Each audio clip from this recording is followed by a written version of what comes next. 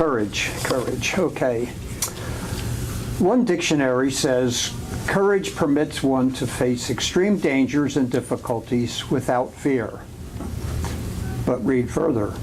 Oliver Wendell Holmes tells us that courage is about doing what you're afraid to do.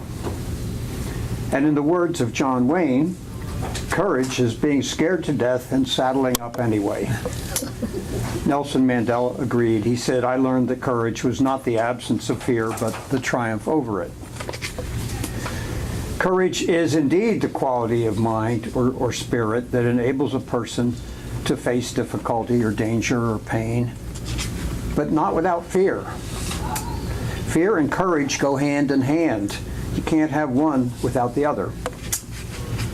I can think of no greater example of courage than the firemen who climbed 30 smoke-filled stories into the burning World Trade Towers, not knowing what was ahead and not knowing if they would even come out.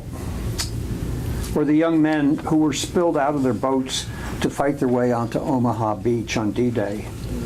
They saw their buddies dying all around them, but they kept going. Were they scared? Who wouldn't be? But not all acts of courage need to be spectacular to be defined as brave. We all experience them, and we all have our fears. I, for example, have a fear of heights. On tall escalators, I hold on. At scenic outlooks, I don't stand near the railing. The third step is as high as I go on a ladder. I leave diving boards higher than 2 feet to the Olympians.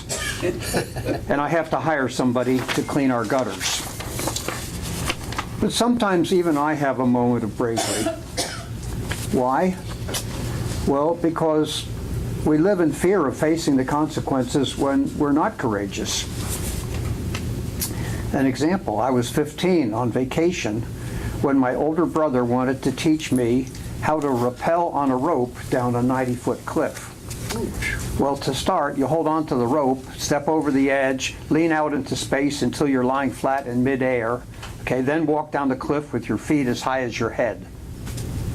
Do this with my fear of heights? No, thank you. Absolutely not. Then 14-year-old Martha, who I had a crush on, showed up and said, oh, let me try it. And she did it without blinking an eye and wanted to go again. Well, John Wayne was right. I was scared to death. But I found the courage and I did it. I was more scared about being shown up by a 14-year-old girl. I was the boss at a company outing where everyone was riding the gigantic Ferris wheel. They relentlessly goaded me to ride with them. Can the boss be a wimp and still be a leader? It's amazing the courage I somehow came up with. Was I scared? Of course I was. We all were. But after years of declining, I once rode in a hot air balloon with Carol. I had always wanted to ride in one, but never had the courage. This ride would be over some incredibly beautiful country out west. It was a chance of a lifetime, and I couldn't really face myself if I made Carol miss it. So I did it to please her. Oh, and that's right, I took 2 Valiums just before we left it off. I'm also claustrophobic. When I was 10 years old, my pals dared me to crawl through a 24-inch drainage pipe that ran 100 feet under a wide highway. I did it. I was afraid of not measuring up. Years later, I was stuck in the asphyxiating, exhaust-filled Lincoln Tunnel for a half an hour. Was I courageous? No, I just had no choice. Did I overcome my anxiety? No. And after that, I had to keep using the tunnel to get to work, and it still bothered me. I would watch for the little New York, New Jersey sign halfway through the tunnel. I'd do this so I'd know which way to try to escape if I got stuck again or the walls collapsed. Meanwhile, all the other commuters were either dozing or reading their newspapers. It's not all about danger. When Carol and I were dating, I mustered the courage to eat my first raw oysters and later my first clams on the half shell. Carol and everyone else was ordering them, and in a dark restaurant they didn't look so bad. But later I discovered it's not a good idea to order slimy raw clams at lunch when you're sitting by a bright sunny window. When I first visited the ranch that I had gone to many times since, in Idaho, everything intimidated me. We were riding in the forest up on the mountain. Our narrow trail ended at the edge of a 30-foot cliff. Then it turned sharply to the right. Mark casually renegotiated the turn. Then it was my turn. I looked up at the sky, squeezed my eyes shut, and made a choking sound to Old Gray, and he plodded ahead and got his front feet around the turn. Old Gray tried to sneak the rest of himself and me around the turn, and I heard the terrifying sound of stones and gravel rattling over the cliff. Gray's back half gave kind of a hitch. I was too frozen with fear to look back. Gray plodded ahead, totally unconcerned except for my death grip on his mane. The trail widened and sloped down into a meadow. Mark took off on a long lope, and Gray, of course, struck out after him. Again, I wasn't courageous. I had no choice. And here I must take issue with Merriam-Webster.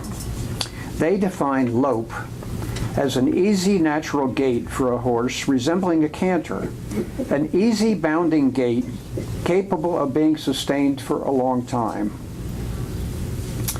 I, however, discovered that loping is better described as the act of bouncing at frightening speeds on an out-of-control animal while your body is flung into unnatural positions, causing spasms of parts of your body that previously, like distant cousins, have never been heard from.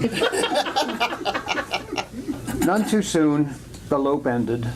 Knuckles white and teeth clenched, I pulled up, disguised my fear, and I pretended to have enjoyed it. I know there will be more occasions when I will have to summon my courage and with trepidation face the music. I don't look forward to them. For example, Carol will discover that after 2 years I still haven't fixed the leaky faucet in the guest bathroom. I still haven't thrown out my never used stuff in the garage. And when cross-examined, I will confess to Carol that once again I had dried the dishes with the dirty hand towel instead of the dish towel. I may have to do battle with the car mechanic that I think overcharges me, or possibly with a new car salesman. If we keep traveling, I may come upon more precipitous scenic wonders. Fortunately, I no longer have to worry about asking a mean boss for a raise or about getting fired. And long ago, I decided that I would never go skydiving. Amen. I'm practically at the end of this, so I no longer have to worry about what I'll write this month for senior memoirs. Actually, I'm feeling pretty courageous.